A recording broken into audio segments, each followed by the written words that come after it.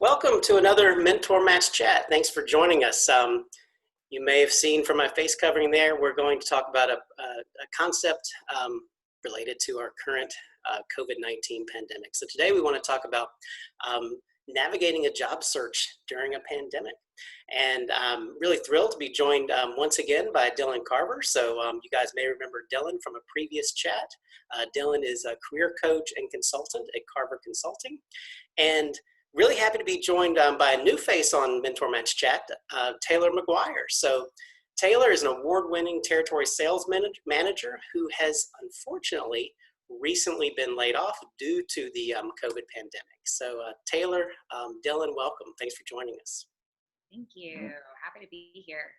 So the topic today, as I mentioned, is navigating a career or a job search during the pandemic. So we kind of have both, if you will, both ends of the spectrum represented here. So I just want to kick it off and talk a little bit about, let's start with networking, right? So I think as part of the job search, normally there's a networking aspect to it. If you're watching this, you're probably seeing at least the first part of this chat on LinkedIn. So I just want to throw it out there. Dylan, in terms of networking, especially in a pandemic time like we're in now, what are your top one or two tips for someone who's now, searching for a job due to a pandemic layoff? What are your top one or two networking tips?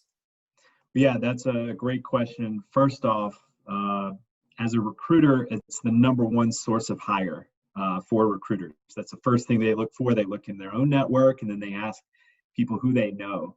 And so networking is key for your job search. Number one, a lot of people it's a spooky topic. They think networking, they think they're asking things from somebody else by asking for a job, and they feel dirty doing that. But my number one tip would be to not ask for anything, but offer help. And in offering help, you can tell people about your situation. And it's just general networking, checking in, offering a way to add a lending hand. The other tip I recommend is utilizing LinkedIn and meaningful engagement on LinkedIn to improve your brand as a professional in your industry or your area of expertise.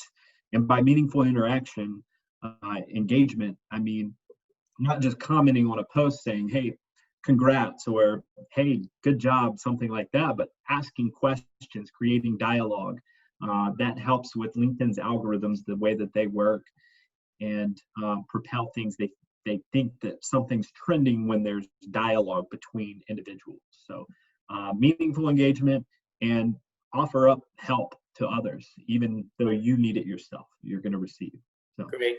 Thanks, Dylan. And Taylor, I'll throw it to you. So, one day you're out there on your way to another President's Club, and then the next day, I've got a letter here and COVID, I'm a casualty of COVID. So maybe if you could talk a little bit about how you've been networking maybe differently, maybe not, since that unfortunate event. Yeah, absolutely. So I think with all social media, there's this kind of stigma that your life has to look perfect, your job has to look perfect. And, Instagram, Facebook, LinkedIn, all social media platforms. I finally humbled my pride a little over a week ago and took advantage of the hashtag open to work that goes onto your LinkedIn picture. And instead of trying to look perfect, in a time where everybody is struggling in some way, I let people know that I was laid off due to COVID and that I was open to work, open to conversations, and open to being vulnerable and letting people know, hey, this has affected me. I'm not going to let it get me down. Let's figure out where we can go from here. And even if it doesn't look the way that your job looked before, navigating this pandemic, it's kind of a blessing and a curse because maybe you get to create something that's a little bit different out of that. But until you really put yourself out there and let people know, I've been affected by this, I'm open to talking to anybody, I'm versatile during a time like this, we can sit in front of a camera and go back and forth. Just taking advantage of those platforms and letting people see that human side of you in a time where everything is kind of gone electronic and virtual, and using that vulnerability to your advantage. Yeah, I think you've both made really good points. I mean, it's part of it is, as Dylan mentioned, adding value or contributing, not just, liking everything and not just shooting out a million connection requests, being thoughtful about it. And then Taylor, as you mentioned, I think there's some real power to that. First, as you said, that authenticity, that, okay, this, we're all in the, so many people are in this boat, and even people who haven't been laid off or even furloughed, we've all been affected by the pandemic. So, so there's no shame, for lack of a better word, and adding that hashtag and putting it out there that, hey, I'm in the same boat as a lot of you now. Let's work together. Let's lift each other up. One thing that I just wanted to point out, and I don't think it's a forgotten feature of LinkedIn, but I think it's something that people often forget to do. And that's simply, you've got the option, whether you're on computer or tablet or phone, you have the option when you send a connection request to someone to put a note. And this kind of goes back to what you were talking about, Dylan. Not just, connect. Yeah, you have that option too, but you can also add that note. It doesn't take long. Hey, we're both we both know so-and-so, or hey, we, used to work together at such a place, or hey, we're both part of the same industry and we have, 200 connections, would like to join your network. I think those little steps can go a long way, towards making your networking work for you during this, this crazy time. 100%. Yeah.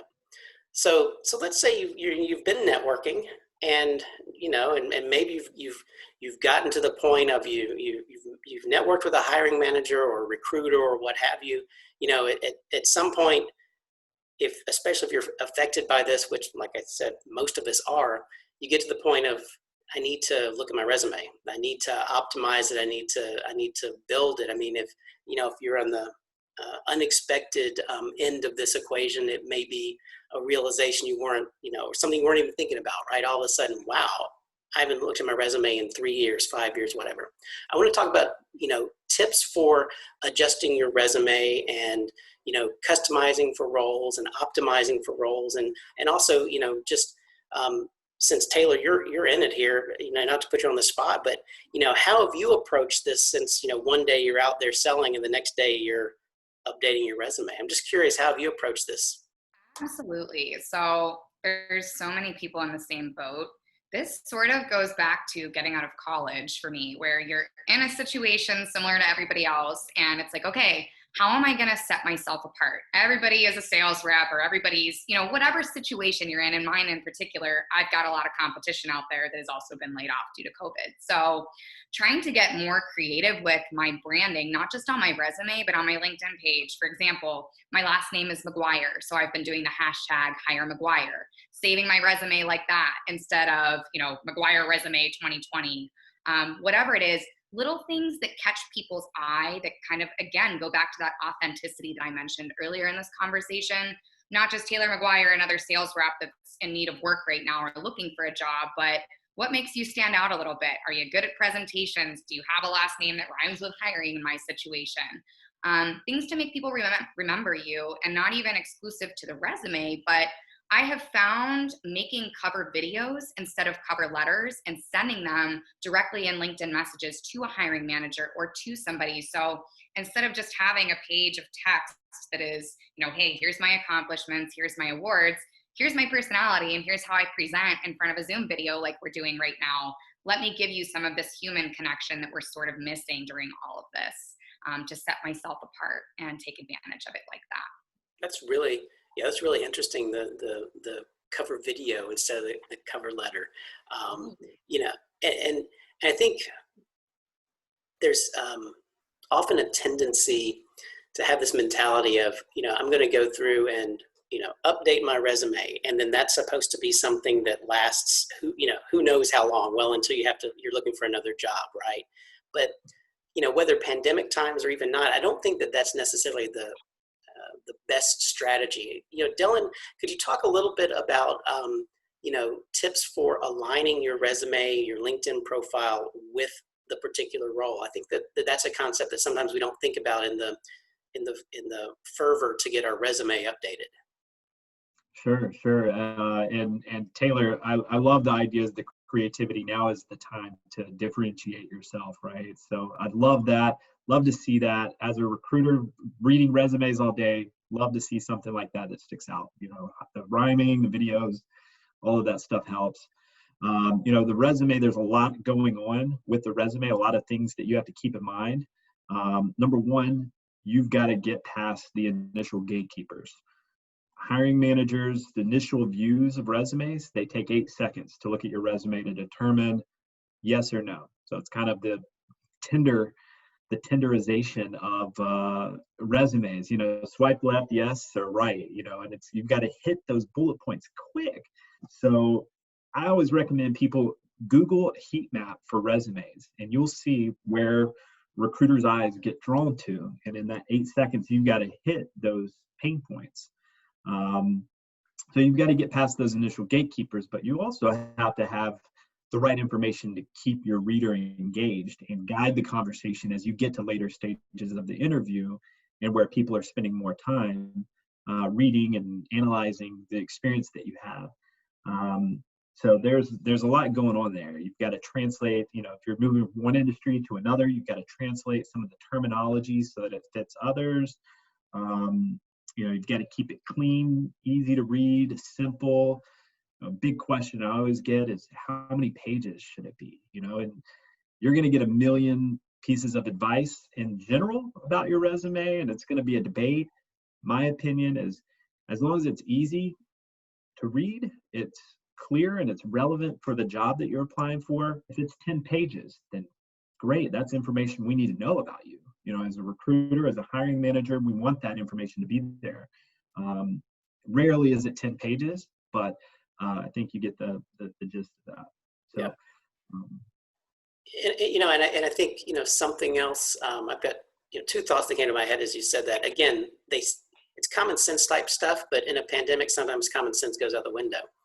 I mean, one thing, and I think you guys would both agree, it's important on the resume, that the hiring manager or the recruiter is very quickly able to see what the results of your work were, right? And that, and sometimes in a position like sales, it's a little bit easier to quantify. I mean, X% over quota, present year, 3 years in a row, a President's Club 3 years in a row, what have you. But even, if you're in a position like me, or, marketing or product management, okay, you can say you had all of these responsibilities, but how did that translate into growth for the company, revenue for the company, exceeding goals for the company? And so that's, one thing to keep an eye on.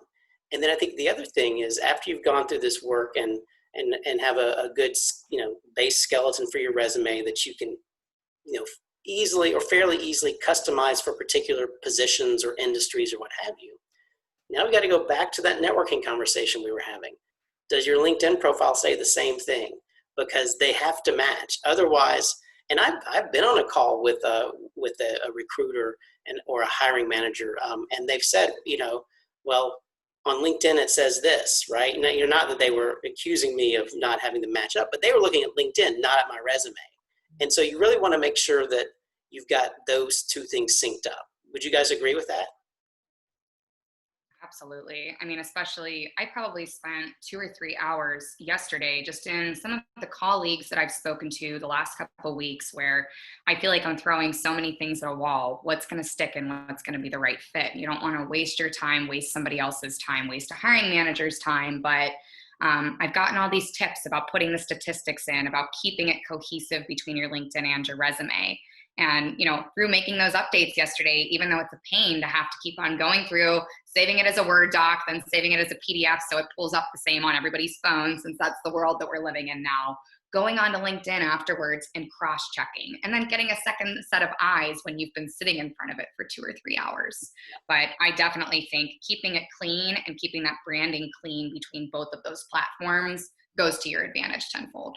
Yeah, exactly. And Dylan, you've been prior to running your own consultancy, you've been on the corporate side. You've been, receiving hundreds of resumes a day or what have you. Can you talk a little bit about this mysterious applicant tracking system concept that I've heard so much about recently? And you submit maybe you're not lucky enough to have a recruiter contacting you, and you email the resume to them. Maybe you're going online and submitting an application. are there any things to consider or tips or tricks we should know about when you're working on that resume so that it actually, in terms of formatting or what have you, navigates through that online portal to actually get to someone's eyeballs? Absolutely. It's that's another tricky piece of this algorithm here. And speaking of algorithms, ATSs, applicant tracking systems, use algorithms in a lot of cases. I mean, I don't know exactly how many different ATS software are out there, but if I had to guess, there'd be 50 plus. In different verticals and industries and different scale for different companies. And so there's certain nuances to be aware of with some of these. Not all of these rules will apply across the board, but frequently applicant tracking systems, they want to see things cleanly formatted. They want to discard anything that they pick up as spam. So things like putting a URL strand in your resume, you should make that a hyperlink to avoid that. Some people have opinions around, straight lines. I don't think that really matters. Or pictures. Sometimes pictures can come through in odd ways. To Taylor's point, when you save something in a Word document, when they receive that Word document, whatever version of Word they're working with is what they see. Sometimes that formatting is strange, and most of your experienced recruiters are going to understand that, but you still don't want that working against you. So you do want to save it as a PDF. You want to keep that formatting pretty clean. Other than that, that's really kind of the areas to be cognizant of. I love the creativity of some of these formats, but sometimes they show up different in some of the applicant tracking systems. When you're applying for a big company, you don't really have to worry about that too much, but maybe some of these smaller companies that have an older applicant tracking system, it doesn't show up right, or there's error messages where your picture was, and it shows up as something that ends up working against you when you were hoping it worked for you. So it can be tricky around that.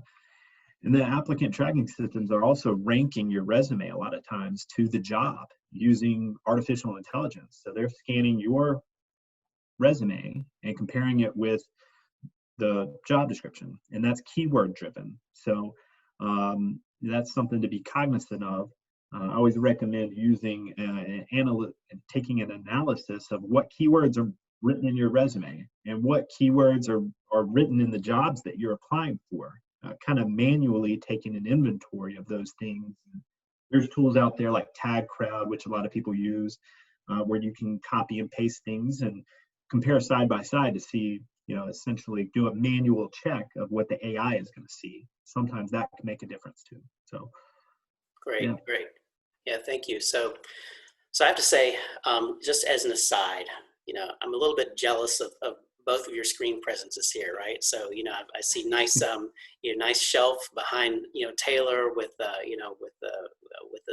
book and a diploma. I see a bookcase behind Dylan and a bit of a painting on the wall. I mean, I'm here in the bunker, as you can see. So, a little bit of jealousy there, a little bit of screen envy, but I want to switch now to the kind of the final little discussion I want to have here. So you've networked, through the hiring manager, and you've gotten your resume through the applicant tracking system, and now it's time for that interview. So, back up a few months ago, you likely may have had a phone screen, and then you're going to be called in somewhere, maybe even flown in somewhere. And there could have been a panel, and this could have happened, 2 or 3 times, right? Oh, we need you to come back in. We're going to need you to talk to the manager of the cafeteria for the final interview or whatever.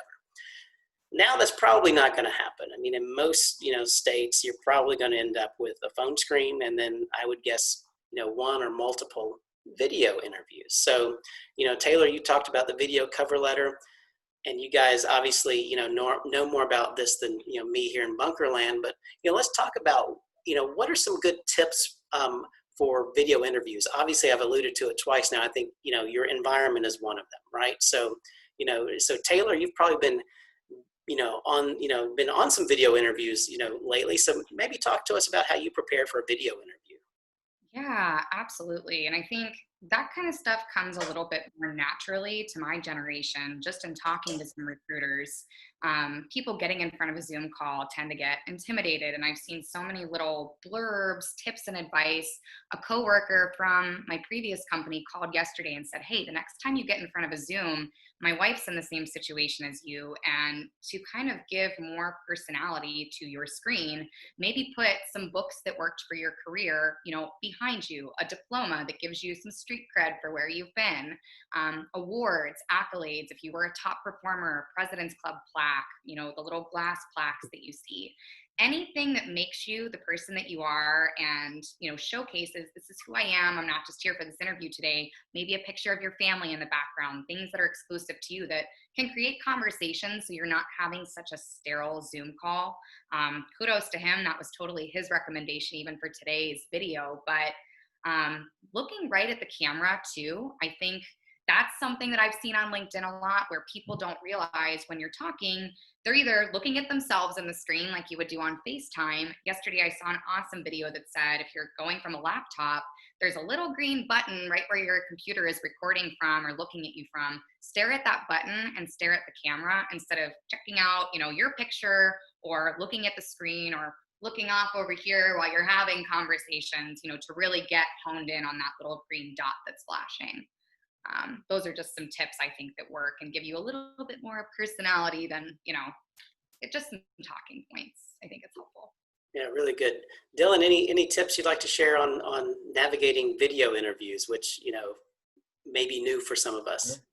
Yeah, absolutely. And don't be too jealous of my setup, because if I've turned the camera down towards the floor, I have a moat of kids' toys that I have to navigate through on my way out of here. But yeah, to echo, what Taylor was saying, use that to your advantage. If you go into a building, fly out, you walk into an interview, they're going to look at your professional attire, right?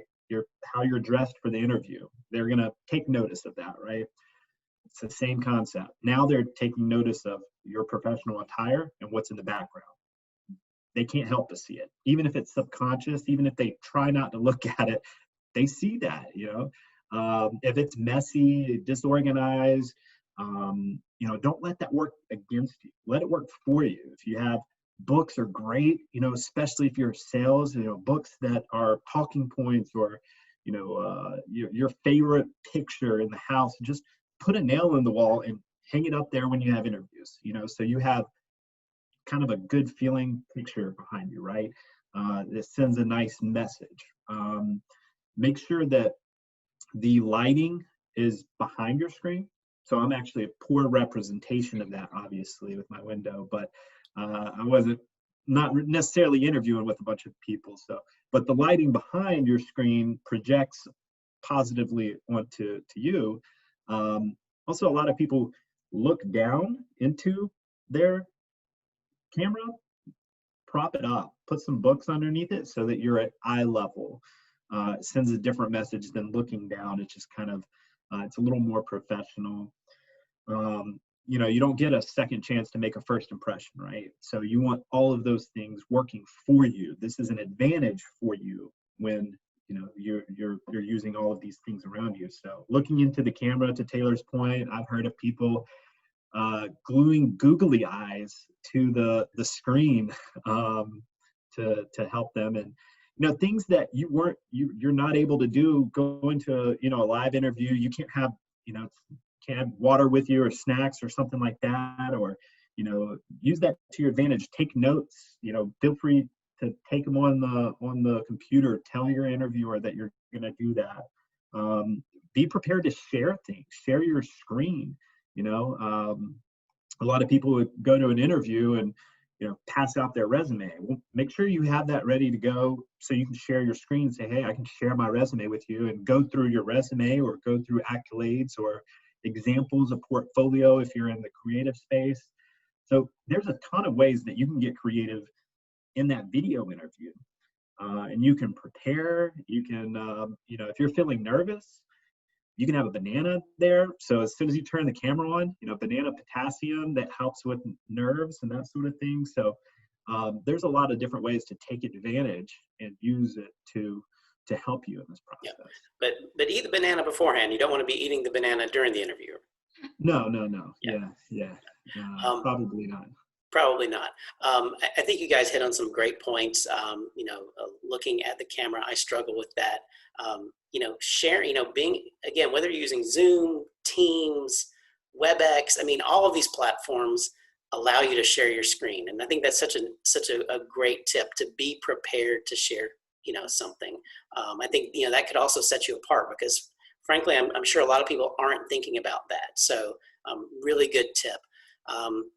I would add, again, common sense sort of thing, but, just as you would do in person, smile, emote, make sure that you are, projecting your personality just as you would in person. And, and take notes. And like Dylan said, let them know ahead of time you're taking notes, because you don't want them to hear that clickety clack of the keyboard in the background and think, oh, dude's doing email, right? I mean, you definitely don't want that, but they appreciate that that you told them, and that you're taking notes. So, yeah, really, really great advice, really great tips today. We're about to wrap it up, because I honestly, or obviously I should say, have some video interview, game to step up here with my background and looking at the camera and all of that. So I've got some work to do. Any final words or tips, words of wisdom, as we think about, so many people in this boat of trying to navigate, let me just put it this way. It's hard enough to navigate a career search or a job search anytime, and then it's hard enough when it's an employer's market, right? But now we're in this era where it's where we're in a pandemic. So any other words of wisdom or tips to support each other as we're, all out there trying to navigate this situation? I have a couple little things that I just sort of thought of while we were going through that, and kind of to Dylan's point. We're all so used to being at home and comfortable the last couple months. Don't lose sense of your common sense. Continue to dress for the job that you want, not the job that you have. I would say that stays through and through, always true, no matter what the situation is, pandemic or not. And secondly, use this time to get creative. Set yourself apart, make yourself vulnerable, and send in a covered video instead of a covered letter. Reach out to people directly before you just hit the apply button. See who you can find from that company. It does not hurt to shoot them a message or a connection request with a note. Hey, I'm in a crappy situation right now. I would love to help you. How can I contribute? Is there anything that I can do? Circling back to what Dylan said a little bit earlier, never hurts to ask. We're in a situation where you've got nothing to lose, especially in my shoes right now. And this time hopefully will not happen again, which is a good thing and a bad thing. Maximize whatever's going to make you stand apart from the rest. Great. Dylan, any other words of wisdom before we wrap it up here? Absolutely. I think what Taylor said is great. I would add in, continue to use what a lot of people say. Well, I'm struggling to do these interviews over video. Use it to your advantage. Get creative. I love the video interviews. Anything you can do to stick out, it's always going to help. One of the things that I practice today and in the past for recruiting is analyzing how you do anything is how you do everything. 100%. I'm a believer in that. If you're disorganized during this process, if you're discombobulated, that's gonna bleed over into the role that you're going into. So prepare, test your equipment. For those that aren't comfortable using this, test it. Go get out on there for 15, 20 minutes before your scheduled meeting and make sure the speakers work and things like that. Yeah, that's really kind of all I had there. Excellent. Well, I want to thank you both for joining, and if you're watching this, I want to thank you for watching, and please please give us a comment in the comment field below, whether it's on LinkedIn, whether it's on YouTube, wherever you're watching this. And I want to say one final word. So I started this mentor match project and mentor match chats as a way to try to help the industry I'm in, and to help us. I started around the time that COVID-19 really started ramping up in the U.S. So it's really meant to do that. So I want to offer advice. I want to offer panelists that can give advice that can help, help us all. A rising tide lifts all boats and all of that business. So, if you've got ideas for topics you'd like to see here, please let me know. If you'd like to be a panelist, please let me know. But, one final word, and I've said it before on LinkedIn, both through my profile as well as through the Mentor Match Project profile. We're in this unprecedented time. And like we've said on this chat and others, so many people out there right now are hurting. They're in situations they were not prepared for, that they're navigating uncertain waters. So, when you get that person reaching out to you via LinkedIn and they put a note in there, or they're sending you a message, they're an old connection, maybe you haven't talked with in a while, try to be mindful of that and take a few minutes and at least respond. And if you can't help, or if what they're trying to offer or what have you, you can't help, let them know that too. But I would really like to take a minute on my soapbox here to urge those of you out there that are watching this, help when you can, or at least respond if you can't. It only takes a minute to say, hey, thanks for reaching out, but I really can't help with that. Or, hey, thanks for reaching out. I can't help with that, but maybe have you thought of so-and-so that we're connected with in common? I guess what I'm trying to say is, don't leave people hanging, especially now, because, it is such an unprecedented, uncertain time. And if we all just, give a little bit extra, whether it's that extra minute or it's that extra thought, then we can all lift each other up. So with that, I'll get off my soapbox. Dylan, thanks for joining again. Taylor, it's great to have you on. Hope to have you on again soon. Good luck in your search, by the way. I know we're all rooting for you, and we're all going to help as much as we can. And for those of you that are watching, see you next time on another Mentor Match Chat. Thanks a lot.